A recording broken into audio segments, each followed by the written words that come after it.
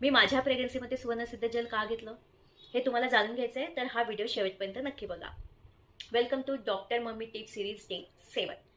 प्रेग्नन्सीमध्ये सोनं खूप महत्त्वाचं आहे. कसं बघूया. सोनं फक्त दागिने घालण्यासाठीच नाही, तर त्याचा आपल्या हेल्थसाठी खूप चांगला फायदा होतो. मी आज माझा एक छोटासा अनुभव तुम्हाला सांगते. मी माझ्या प्रेग्नन्सीमध्ये सुवर्णसिद्ध जल नियमितपणे पिलं आणि मला त्याचा खूप चांगला एक्सपिरियन्स आला. बऱ्याचदा महिलांना प्रेग्नन्सीमध्ये थकवा जाणवतो, पण हे पाणी पिल्यामुळे मला दिवसभर एनर्जेटिक आणि फ्रेश वाटायचं. माझी इम्युनिटी चांगली राहिली आणि याचा सकारात्मक परिणाम माझ्या बाळावर सुद्धा दिसला. म्हणूनच हा अनुभव तुमच्यासोबत शेअर करावा असं आज मला वाटलं. काय बरं फायदा आहे या सुवर्ण सिद्ध जलाचा? सोन्यामध्ये नो ट्रॉपिक प्रॉपर्टीज असतात, ज्यामुळे पोटात वाढणाऱ्या बाळाच्या ब्रेन डेव्हलपमेंट आणि स्मरणशक्तीसाठी फायदा होतो.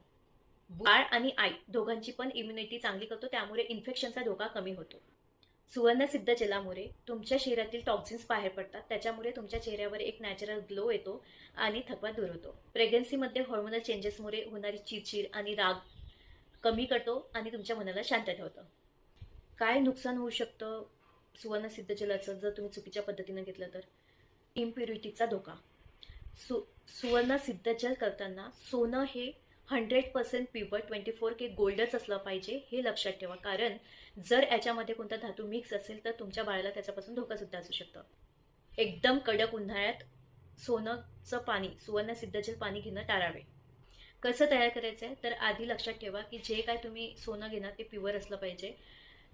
एक तर तुम्ही 1 ग्रॅमचं छोटं बिस्किट सारखं येतं ते घेऊ शकता, किंवा तार, आळ्या मारलेला तार राहतो तो घेऊ शकता.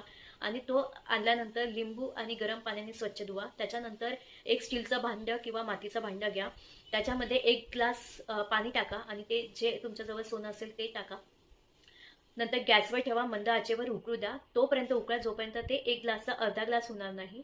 आणि त्यानंतर मग तुम्ही गॅस बंद करून त्यामधलं ते सोनं बाहेर काढा. ते पाणी रूम टेम्परेचरला नॉर्मल होऊ द्या आणि मग तुमचं सुवर्ण सिद्ध जल तयार आहे. कसं आणि कधी प्यायचं आहे? राईट टाइम, उपाशी पोटी, अंशक पोटी तुम्ही सकाळी हे पाणी प्या.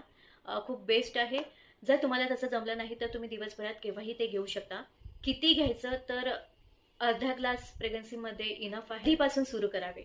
साधारणपणे 4था महिना म्हणजे 3 महिने कंप्लीट झाल्यानंतर तुम्ही 4थ्या महिन्यापासून हे पाणी सुरू करू शकता. 4थ्या महिन्यापासून बाळांच्या अवयवांचा, मेंदूचा विकास वेगाने होतो.